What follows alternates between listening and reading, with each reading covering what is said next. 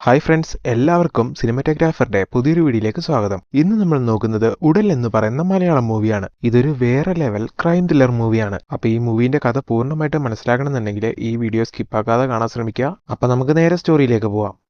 മൂവിയുടെ സ്റ്റാർട്ടിങ്ങിൽ നമ്മുടെ നായികയായ ഷൈനിന്റെ വീട് കാണിക്കുന്നു. നായകന്റെ ഭർത്താവ് ഇപ്പൊ ദുബായിലാണ് വർക്ക് ചെയ്യുന്നത്. വീട്ടിലെ നായിക അവളുടെ ഒരു മകനും പിന്നെ അമ്മായിയമ്മയും അമ്മായിയച്ഛനുമാണുള്ളത്. അമ്മായിയമ്മയ്ക്കും അമ്മായിയപ്പനും നല്ല പ്രായമുള്ളുണ്ട്. അവരെ നോക്കുന്നതെല്ലാം നായികയാണ്. അമ്മായിയമ്മ കിടപ്പിലാണ്. അവരുടെ എല്ലാ കാര്യങ്ങളും നായിക തന്നെയാണ് ചെയ്യുന്നത്. അതുപോലെ നമ്മുടെ നായിക ഈ സമയം നാട്ടിൽ തന്നെയുള്ള ഒരു ചെറുപ്പക്കാരനുമായിട്ട് ഇല്ലീഗൽ അഫയർ ഉണ്ട്. അവന്റെ പേര് കിരൺ എന്നാണ്. അവനാണ് നമ്മുടെ മൂവിയിലെ നായകൻ. അങ്ങനെ സമയം കിട്ടുമ്പോഴെല്ലാം നമ്മുടെ നായിക റൂമിനകത്ത് കയറി കഥ കിടച്ച് അവനെ വീഡിയോ കോൾ ചെയ്യുകയും സംസാരിക്കുകയൊക്കെ ചെയ്യുമായിരുന്നു. നമ്മുടെ നായിക പണ്ട് കോളേജിൽ പഠിച്ചുകൊണ്ടിരിക്കുന്ന സമയത്ത് ഈ കിരൺ പറയുന്ന നായകൻ ഇവളുടെ ജൂനിയർ ആയിരുന്നു. ഇപ്പൊ മനസ്സിലായില്ലേ, ഏകദേശം 2 വയസ്സ് കുറഞ്ഞ ഈ പയ്യനുമായിട്ടാണ് നായകന്റെ ഇപ്പത്തെ ബന്ധം. ഇപ്പൊ ഈ കഥ നടന്നുകൊണ്ടിരിക്കുന്നത് കൊറോണ കാലഘട്ടത്തിലാണ്. അടുത്ത സീനിൽ ഷൈനിന്റെ അമ്മായിച്ചനെ കാണിക്കുന്നു. ഇദ്ദേഹത്തിന് കണ്ണിന് നല്ല കാഴ്ചക്കുറവുണ്ട്, എന്നാലും ആൾ ആക്റ്റീവാണ്. അങ്ങനെ ഇപ്പൊ പ്രായമായ അമ്മായിച്ചനും അമ്മായിയമ്മയും ഉള്ളതുകൊണ്ട് അമ്മായിയമ്മ കിടപ്പിലും കൂടി ആയതുകൊണ്ട് അവരുടെ മകൻ, അതായത് വിദേശത്തുള്ള നമ്മുടെ നായകന്റെ ഭർത്താവ്, നായികയ്ക്ക് ഒരു സഹായം എന്നുള്ള രീതിയിൽ വീട്ടിലെ വേലക്കാരിനെ നിർത്തുന്നു. എന്നാൽ കൊറോണ വന്നതിന് ശേഷം അവിടുത്തെ വേലക്കാരി ജോലി നിർത്തി തിരികെ പോവുകയാണ്. ഈ ഒരു അവസ്ഥയിൽ വീണ്ടും അമ്മായിയമ്മേന്റെ അമ്മായിച്ചന്റെയും കാര്യങ്ങളും അതിലെ വീട്ടിലെ ബാക്കി കാര്യങ്ങളെല്ലാം നായികയ്ക്ക് തന്നെ ചെയ്യേണ്ടി വരുന്നു. അമ്മായിയമ്മ കിടന്ന കിടപ്പായോണ്ട് തന്നെ അവരുടെ A to Z കാര്യങ്ങളും നായിക തന്നെ ചെയ്തു കൊടുക്കണമായിരുന്നു. അങ്ങനെ ഈ കാര്യങ്ങൾ ചെയ്ത് ഒരു ഘട്ടത്തിൽ നമ്മുടെ നായിക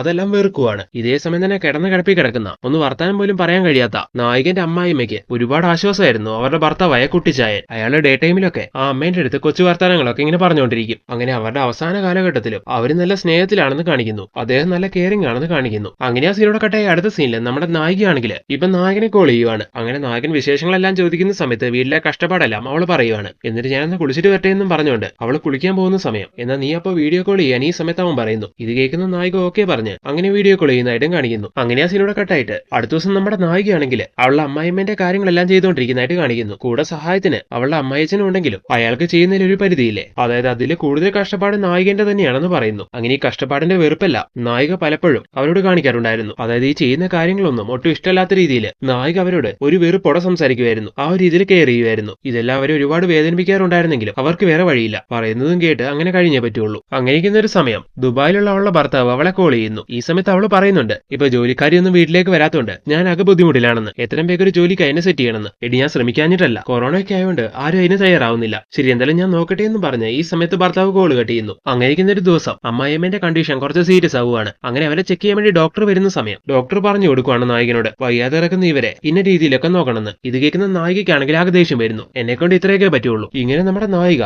ദേഷ്യത്തോടുകൂടി ഡോക്ടറോട് പറയുന്നു. ഇതെല്ലാം നായകന്റെ അമ്മായിച്ചനെ അമ്മായിയമ്മേനെ ഒരുപാട് സങ്കടപ്പെടുത്തുന്നുണ്ട്. അങ്ങനെയിരിക്കുന്ന ഒരു ദിവസം നമ്മുടെ നായികയാണെങ്കിൽ രാവിലെ മകനെയും കൂട്ടിക്കൊണ്ട് അവളുടെ വീട്ടിലേക്കൊന്ന് പോവുകയാണ്. ഭർത്താവിനെ വിളിച്ച് കാര്യം പറഞ്ഞിട്ടാണ് പോകുന്നത്. ആക്ച്വലി നായകന്റെ പ്ലാൻ എന്താന്ന് നോക്കിയിട്ടുണ്ടെങ്കിൽ മകനെയും കൂട്ടിക്കൊണ്ട് വീട്ടിലേക്ക് പോയി അവളുടെ അമ്മേന്റെ അച്ഛന്റെയും കൂടെ കുട്ടീനെ കുറച്ചു ദിവസം നിർത്തി. അങ്ങനെ കുട്ടി വീട്ടിലില്ലാത്ത ഈ ദിവസങ്ങളിൽ അവളുടെ കള്ളക്കാമുകനായ കിരണിനെ വിളിച്ച് വീട്ടിലേക്ക് വരുത്താൻ വേണ്ടിയാണ്. അങ്ങനെ ഇപ്പൊ അതേപോലെ ചെയ്ത് നമ്മുടെ നായികയാണെങ്കിൽ കിരണിനെ വിളിച്ച് ഈ കാര്യം പറയുകയും ചെയ്യുന്നു. എടി, വീട്ടിൽ നിന്റെ അമ്മായിച്ചനും അമ്മായിയമ്മയില്ലേ, കാര്യം അറിഞ്ഞ് അവര് പ്രശ്നമാക്കില്ലേ എന്ന്. ഈ സമയത്ത് കിരൺ അവളോട് ചോദിക്കുന്നുണ്ട്. ആ വയ്യാതെ കിടക്കുന്ന കിളവി കണ്ണു കാണാത്ത കിളവിനും എന്ത് ചെയ്യാനാ, നീ അതൊന്നും വിചാരിച്ച് പേടിക്കണ്ട, നേരെ ഇങ്ങ് പോരെ നീ സമയത്ത് അവൾ പറയുന്നു. അങ്ങനെ ഇതെല്ലാം കേൾക്കുന്ന കിരൺ ആണെങ്കിൽ ഒരുപാട് സന്തോഷിക്കുവാണ്. അങ്ങനെ അടുത്ത സീനിലെ കിരൺ ഈ കാര്യം അവന്റെ കുറച്ച് ഫ്രണ്ട്സിനോട് പറയുന്നു. ഇത് കേൾക്കുന്ന അവന്റെ ഫ്രണ്ട്സിലെ 2 പേര് പറയുവാണ്, ആ ഷൈനി എന്ന് പറയുന്ന പെണ്ണിന് ഇതുവരെ മുമ്പും പലരുമായിട്ട് ഇല്ലീഗൽ അഫയേഴ്സ് എല്ലാം ഉണ്ടായിട്ടുണ്ട്. അതെല്ലാം നാട്ടില് പലരും പറഞ്ഞു കേട്ടിട്ടുണ്ട്. ഇപ്പൊ അവന്മാർ ഇങ്ങനെ പറയുന്നത് കേൾക്കുന്ന സമയത്ത് നമ്മുടെ നായകനാകെ ദേഷ്യം വരുന്നു. കാരണം നായകൻ അവളെ സ്നേഹിച്ചുകൊണ്ടിരിക്കുന്നത് സിൻസിയർ ആയിട്ടാണ്. അതുകൊണ്ട് തന്നെ സ്നേഹിക്കുന്ന പെണ്ണിനെ പറ്റി ഇങ്ങനെ ഒരു കാര്യം കേട്ടാ ആർക്കാണെങ്കിലും ദേഷ്യം വരില്ലേ. അതുകൊണ്ട് തന്നെ നമ്മുടെ നായകൻ ആ കൂട്ടത്തിൽ നിന്ന് അവന്റെ ബെസ്റ്റ് ഫ്രണ്ടിനെ നീ ഇങ്ങ് വന്നെന്നും പറഞ്ഞുകൊണ്ട് വിളിച്ചുകൊണ്ട് പോവുകയാണ്. അത് കേട്ട് നിൽക്കാൻ ഇൻട്രസ്റ്റ് ഇല്ലാത്ത പോലെ. അങ്ങനെ അന്ന് രാത്രി നമ്മുടെ നായകൻ ആ ഫ്രണ്ടിനെയും കൂട്ടിക്കൊണ്ട് ഷൈനിന്റെ വീടിന്റെ അവിടേക്ക് എത്തുന്നു. രാത്രി വീടിന്റെ ബാക്ക് ഡോർ തുറന്നു വെക്കാന്ന് അവൾ പറയുന്നുണ്ടായിരുന്നു അവനോട്.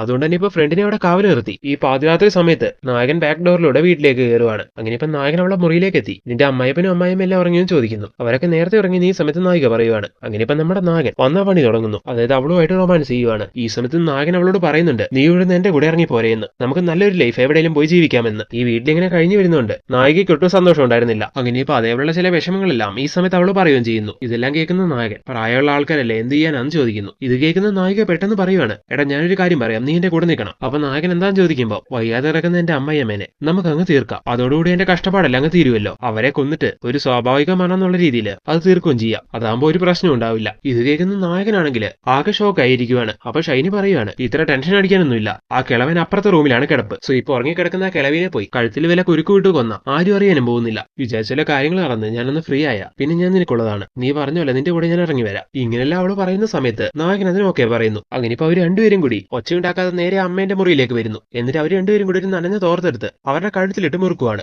ഈ സമയം അമ്മ എഴുന്നേക്കുന്നുണ്ട്. അങ്ങനെ അവർ ഈ കാര്യങ്ങളെല്ലാം ചെയ്യുന്ന കാണുമ്പോൾ ആ വെപ്രാളം കൊണ്ട് അവരുടെ കണ്ണൊക്കെ നിറയുന്നു. പാവം അതിനൊന്നും ഒച്ചയുണ്ടാക്കാൻ പോലും കഴിയില്ലല്ലോ. അങ്ങനെ ഇപ്പൊ അവർ രണ്ടുപേരും കൂടി ആ തോർത്ത് വെച്ച് കഴുത്തിൽ അങ്ങനെ മുറുക്കുമ്പോൾ കുറച്ചു നേരം കൊണ്ട് അവർ മരിക്കുന്നു. അത് കഴിഞ്ഞ് അവിടുന്ന് പെട്ടെന്ന് നായകനും നായികയും മുറിയിലേക്ക് തിരികെ എത്തുന്നു. ഈ സമയം ചെയ്ത കാര്യം ആലോചിച്ച് നമ്മുടെ നായികയാണെങ്കിൽ അവിടുത്തെ ബാത്റൂമിൽ വന്നു നിന്ന് പൊട്ടിക്കരയുവാണ്. അത് കഴിഞ്ഞ് ബെഡിലിരിക്കുന്ന നായകന്റെ അടുത്തേക്ക് വന്നിരുന്ന് അവള് കുറച്ച് വെള്ളം കുടിക്കുന്നു. ഞാൻ പറഞ്ഞില്ലേ ഒരു പ്രശ്നം ഉണ്ടാവില്ല എന്ന്, ഇത്രയേ ഉള്ളൂ, കാര്യം കഴിഞ്ഞു. ഇങ്ങനെയും പറഞ്ഞ് അവള് നായകനെ സമാധാനിപ്പിക്കുന്ന സമയത്താണ് മറ്റൊരു കാര്യം ഓർക്കുന്നത്. അവരെ കൊല്ലാൻ ഉപയോഗിച്ച ആ തുണി, അതായത് ആ തോർത്ത് അവിടെ നിന്ന് എടുക്കാൻ മറന്നു പോയിട്ടുണ്ടായിരുന്നു. അത് അവിടെ ഇട്ട് അത് തെളിവാവില്ലേ? സോ അത് എടുക്കാൻ വേണ്ടി അവർ രണ്ടുപേരും തിരിച്ച് അമ്മേന്റെ മുറിയിലേക്ക് വരുന്നു. എന്നാൽ ഈ സമയം അവിടെ എങ്ങും ആ തോർത്ത് കാണുന്നില്ല.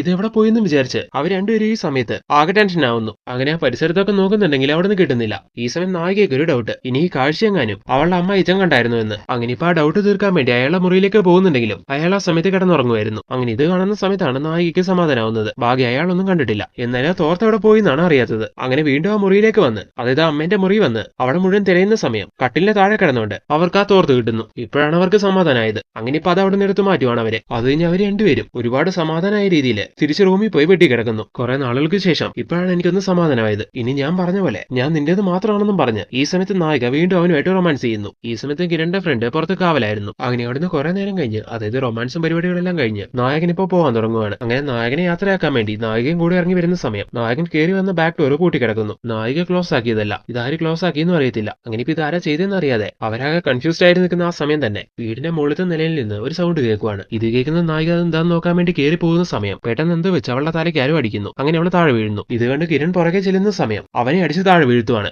ഇപ്പോഴാണ് ആ വ്യക്തിനെ കാണിക്കുന്നത്. അത് മറ്റാരുമല്ല, നായികന്റെ അമ്മായിയച്ഛനാണ്. ഈ സമയത്താണ് കുറച്ചു മുമ്പ് നടന്ന കാര്യങ്ങളെല്ലാം ഒരു ഫ്ലാഷ് ബാക്കിലൂടെ കാണിക്കാൻ തുടങ്ങുന്നത്. നേരത്തെ അമ്മായിയമ്മന്റെ മുറി വന്ന് നായികയും കിരണും കൂടി അവരെ കൊന്ന സമയം മരണവെപ്രാളത്തിൽ പിടയ്ക്കുന്ന അമ്മായിയമ്മ അവിടെ അവരുടെ ഭർത്താവ് സെറ്റ് ചെയ്ത് വെച്ചിരുന്ന, അതായത് നായികന്റെ അമ്മായിച്ച സെറ്റ് ചെയ്ത് വെച്ചിരിക്കുന്ന ഒരു കോളിംഗ് ബെല്ലിന്റെ സ്വിച്ച് പിടിച്ചു വെക്കുന്നുണ്ടായിരുന്നു. വയ്യാതെ കിടക്കുന്ന അവർക്ക് എന്തെങ്കിലും ആവശ്യം വരുവാണെങ്കിൽ വിളിക്കാൻ വേണ്ടി അയാൾ സെറ്റ് ചെയ്ത് കൊടുത്തായിരുന്നു അത്. അങ്ങനെ ആ സൗണ്ട് കേട്ട് ഉറങ്ങിക്കിടന്ന അയാൾ എഴുന്നേറ്റ് വന്ന് നോക്കുന്ന സമയം അയാൾ കാണുന്നത് മരിച്ചു കിടക്കുന്ന ഭാര്യനെയാണ്. തിടുക്കത്തിൽ അവരെ കൊന്ന് അവിടുന്ന് പോകുന്ന സമയം നായികയും നായകനും ആ തോർത്തെടുക്കാൻ മറന്നിട്ടുണ്ടായിരുന്നല്ലോ. അങ്ങനെ ഇപ്പൊ അതെല്ലാം അമ്മായിച്ചൻ കാണുന്നുണ്ടായിരുന്നു. അങ്ങനെ അയാൾക്ക് മനസ്സിലാവുകയാണ് തന്റെ ഭാര്യനെ ആരോ കൊന്നതാണെന്ന്. അങ്ങനെ നായികന്റെ മുറിന്റെ അടുത്തേക്ക് ചെന്ന് അവിടെ കാതോർക്കുന്ന സമയം അകത്തവർ സംസാരിക്കുന്ന കാര്യങ്ങളെല്ലാം ഇയാൾ കേൾക്കുന്നു. അവരുടെ ഈ സംസാരത്തിലൂടെ അകത്തുള്ളത് നായകന്റെ കള്ളക്കാമുകനാണ്. അവർ രണ്ടുപേരും കൂടിയാണ് ഈ കാര്യം ചെയ്തെന്നുള്ള കാര്യങ്ങളെല്ലാം അയാൾ മനസ്സിലാക്കുന്നു. അങ്ങനെ ഇനി എന്താ ചെയ്യേണ്ടതെന്ന് അറിയാതെ അയാളാകെ സങ്കടപ്പെട്ട് നിൽക്കുന്ന സമയം ആ തോർത്തിന്റെ കാര്യവും പറഞ്ഞുകൊണ്ട് അവർ തിരിച്ച് ആ മുറിയിലേക്ക് വരാൻ തുടങ്ങുമായിരുന്നല്ലോ. അപ്പൊ അയാളാണെങ്കിൽ ഒന്നും അറിയാത്ത പോലെ പെട്ടെന്ന് മുറി ചെന്ന് ഉറങ്ങിയ പോലെ കിടക്കുന്നു. അമ്മയമ്മന്റെ മുറി പോയി തോർത്ത് നോക്കിയിട്ട് കാണാതായപ്പോ നായിക അമ്മായിച്ചന്റെ മുറിയിലേക്കും വരുന്നുണ്ടായിരുന്നല്ലോ. അപ്പൊ അയാൾ ഇങ്ങനെ അഭിനയിച്ച് കിടക്കുമായിരുന്നു. അങ്ങനെ അതെല്ലാം കഴിഞ്ഞ് അവർ രണ്ടുപേരും വീണ്ടും മുറിയിലേക്ക് പോയപ്പോ അയാൾ ഈ കാര്യങ്ങളെല്ലാം അയാളുടെ മകനെ, അതായത് ഷൈനീന്റെ ഭർത്താവിനെ വിളിച്ച് അറിയിക്കാന്ന് വിചാരിക്കുന്നു. എന്നാൽ ഈ കാര്യം അറിഞ്ഞ വിദേശത്ത് കിടന്ന് ബുദ്ധിമുട്ടുന്ന മകൻ ഒരുപാട് സങ്കടപ്പെടുമെന്നും വിചാരിച്ചുകൊണ്ട് അത് വേണ്ടെന്ന് അയാൾ വിചാരിക്കുന്നു. തെറ്റ് ചെയ്തവരെ അനുഭവിക്കട്ടെ എന്ന് വിചാരിച്ച് അവരെ പെടുത്താൻ അയാൾ തീരുമാനിക്കുവാണ്. അങ്ങനെയാണ് തൊട്ടു മുമ്പത്തെ സീനിൽ കാണിച്ച പോലെ അവർക്ക് പുറത്തു പോകാൻ കഴിയാത്ത രീതിയിൽ അയാൾ അകത്തുനിന്ന് വാലടച്ചത്. ഇത് കണ്ടാകെ ടെൻഷനായി നിൽക്കുന്നവരെ അയാൾ അടിച്ചു നിലത്ത് വീഴ്ത്തിയത്. അങ്ങനെ ഇപ്പൊ ആ ഫ്ലാഷ് ബാക്ക് എല്ലാം കണ്ടായി പ്രസന്റിലേക്ക് വരുന്നു. തൊട്ടു മുമ്പത്തെ സീനിൽ അയാളെ തല്ലുകൊണ്ട് വീഴുന്ന നമ്മുടെ നായകനും നായികയെ പെട്ടെന്ന് അവിടെ നിന്ന് എഴുന്നേറ്റ് അടുത്തുള്ള മുറി കയറി കഥ അടയ്ക്കുന്നുണ്ടായിരുന്നു. അങ്ങനെ ഇപ്പൊ അവിടെ ഇരുന്നുകൊണ്ട് നായകനോട് പറയുകയാണ്, ആ കിളവൻ നമ്മൾ ചെയ്തെല്ലാം കണ്ടു. അയാളെ ഭാര്യനെ കൊന്ന് നമ്മളോട് അയാൾക്ക് ഇപ്പൊ തീർത്താ തീരാത്ത ദേഷ്യം ഉണ്ടാവും. അതുകൊണ്ട് അയാളെ നമ്മളെ എങ്ങനെ പെടുത്തുക എന്ന് പറയാൻ കഴിയില്ല. കണ്ണിന് കുറച്ച് കാഴ്ചക്കുറവുണ്ടെങ്കിലും അയാളെ നമ്മളെ പെടുത്താനായിട്ട് എന്തൊക്കെ ചെയ്യുമെന്നും പറയാൻ കഴിയില്ല. അതുകൊണ്ട് ഇനി അയാളെ ബാക്കി വെച്ചാലും ശരിയാവില്ല. സോ നമുക്ക് അയാളെ കൂടി തീർക്കാം. നാളെ കാര്യം അറിഞ്ഞ് പോലീസ് വരുമ്പോ വയ്യാതെ ഇറന്ന ഭാര്യ മരിച്ചതിന്റെ മനോവിഷമത്തില് അയാൾ ആത്മഹത്യ ചെയ്തു എന്ന് എങ്ങനെ പറയാം. അതിനിപ്പോ നായകനെ കൊണ്ട് ഇത് സമ്മതിപ്പിച്ച് അതിനുവേണ്ട കാര്യങ്ങൾ നായിക ചെയ്യാൻ തുടങ്ങുന്നു. എന്നാൽ അടുത്തായിട്ട് അവർ പ്ലാൻ ചെയ്യാൻ പോകുന്നത് ഇത് തന്നെ ആയിരിക്കുമെന്ന് നായകന്റെ അമ്മ അയച്ചന് ഉറപ്പായിരുന്നു. അതുകൊണ്ട് തന്നെ അതിനുവേണ്ടി അവർ ചെയ്യുന്ന എല്ലാ കാര്യങ്ങളും അയാളെ ബുദ്ധിപരമായിട്ട് നേരിടുന്നു. അതായത് അയാൾ ഇവരെ ട്രാപ്പിൽ വീഴുന്നില്ല, അയാൾ ഇവരെ ട്രാപ്പിൽ വീഴ്ത്തുവാണ്. അങ്ങനെ അയാളെ പിടിക്കാൻ വേറൊരു വഴിയില്ലാതാവുന്ന സമയം മരിച്ചിടക്കുന്ന അയാളുടെ ഭാര്യന്റെ മുറിയിൽ ഇവര് കൊണ്ടേ മണ്ണെണ്ണ ഒഴിക്കുന്നു. എന്നിട്ട് താനിപ്പം ഞങ്ങളുടെ മുമ്പിൽ കീഴടങ്ങിയില്ലെങ്കിൽ അടക്കം ചെയ്യാൻ പോലും നിങ്ങളുടെ ഭാര്യന്റെ ബോഡി കിട്ടാൻ പോകുന്നില്ല, ഞങ്ങളുടെ കത്തിക്കുമെന്നും പറഞ്ഞുകൊണ്ട് അവരയാളെ ഭീഷണിപ്പെടുത്തുന്നു. ഈ സമയം വേറെ നിവൃത്തിയില്ലാതെ അയാൾ അവരുടെ മുമ്പിൽ കീഴടങ്ങുന്നു. ഈ സമയത്ത് അയാളെ തീർക്കാൻ വേണ്ടി അവർ രണ്ടുപേരോട് മാക്സിമം ശ്രമിക്കുന്നുണ്ടെങ്കിലും അയാൾ അവരോട് പിടിച്ചു നിൽക്കുന്നു. അവരെ ദ്രോഹിക്കുന്ന പോലെ തന്നെ അവരെ മാക്സിമം ദ്രോഹിക്കുന്നു. ഒരു ഘട്ടത്തിൽ അയാളോട് പിടിച്ചു നിൽക്കാൻ കഴിയില്ല എന്നുള്ളൊരു അവസ്ഥയാവുമ്പോൾ നായകനോട് പറയാണ്, പുറത്തെന്റെ ഒരു ഫ്രണ്ട് ഉണ്ട്, അവനെ കൂടി അകത്തേക്ക് വിളിച്ചിട്ട് ആ കിളവനെ ശരിയാക്കാന്ന്. ഇത് കേൾക്കുന്ന നായകൻ എന്നാ പെട്ടെന്ന് വിളിക്കാൻ പറയുന്നു. അങ്ങനെ ഇപ്പൊ നമ്മുടെ നായകൻ പുറത്ത് കാവൽ നിൽക്കുന്ന അവന്റെ ഫ്രണ്ടിനെ അകത്തേക്ക് വിളിക്കുകയാണ്. അങ്ങനെ ഇപ്പൊ അയാളും കൂടെ അകത്തേക്ക് വന്ന് അങ്ങനെ അവർ 3 പേരും കൂടി കുട്ടിച്ചനെ കീഴ്പ്പെടുത്താൻ ശ്രമിക്കുന്നുണ്ടെങ്കിലും ഒന്നും നടക്കുന്നില്ല. അയാളിപ്പോ ഒറ്റയ്ക്ക് നിന്നുകൊണ്ട് അവരുടെ 3 പേരോടും പോരാടുന്നു. അവരെ 3 പേരെയും കീഴ്പ്പെടുത്തുന്നു. അതേസമയം തന്നെ അയാളാണെങ്കിൽ ഇന്ന പോലെ കാര്യങ്ങളെല്ലാം പറഞ്ഞ് അവിടേക്ക് പോലീസിനെ വിളിക്കുന്നുണ്ടായിരുന്നു. അങ്ങനെ ഇപ്പൊ തക്ക സമയത്ത് തന്നെ അവിടേക്ക് പോലീസ് എത്തുവാണ്. അങ്ങനെ ഇപ്പൊ ഈ ക്രൈം എല്ലാം ചെയ്ത നായകനെയും അവരുടെ ഫ്രണ്ടിനെയും പോലീസ് അറസ്റ്റ് ചെയ്യുന്നു. അങ്ങനെ ആ സീനോട് കട്ടെ അടുത്ത സീനില് നാട്ടിൽ നടന്ന ഈ കാര്യങ്ങളെല്ലാം അറിഞ്ഞ് ദുബായിലുണ്ടായിരുന്ന നായികന്റെ ഭർത്താവ് നാട്ടിലേക്ക് തിരികെ എത്തുവാണ്. അങ്ങനെ ഇപ്പൊ നാട്ടിലേക്ക് എത്തിയ അയാള് തന്റെ ഭാര്യയുടെ കാട്ടിക്കൂട്ടിയ കാര്യങ്ങളും അവളുടെ സ്വഭാവത്തിനെ പറ്റിയെല്ലാം ശരിക്കും അറിയുന്നു. അതുപോലെ മരിച്ചുപോയ തന്റെ അമ്മേനെ കൂടി കാണുമ്പോൾ അയാൾ അകത്തകർന്നു പോവുകയാണ്. അങ്ങനെ ഇപ്പൊ അയാൾ അമ്മേന്റെ ചടങ്ങുകളെല്ലാം ചെയ്യുന്നതായിട്ട് കാണിച്ചുകൊണ്ട് അങ്ങനെ ഒരു എൻഡിങ്ങോടെയാണ് ഈ ഒരു മൂവി അവസാനിപ്പിക്കുന്നത്. സോ ഫ്രണ്ട്സ്, ഈ മൂവി എങ്ങനെ ഉണ്ടായിരുന്നു? ഈ മൂവി കണ്ട നിങ്ങളുടെ എല്ലാവരുടെ അഭിപ്രായം തീർച്ചയായിട്ടും കമന്റ് ചെയ്യുക. ഇനി ഇതുപോലുള്ള പുതിയ പുതിയ മൂവീസ് ആയിട്ട് ഞങ്ങൾ വരുന്നതായിരിക്കും. അപ്പോൾ ഈ വീഡിയോ വൈൻഡപ്പ് ചെയ്യുന്നു. So thank you everyone for watching this video.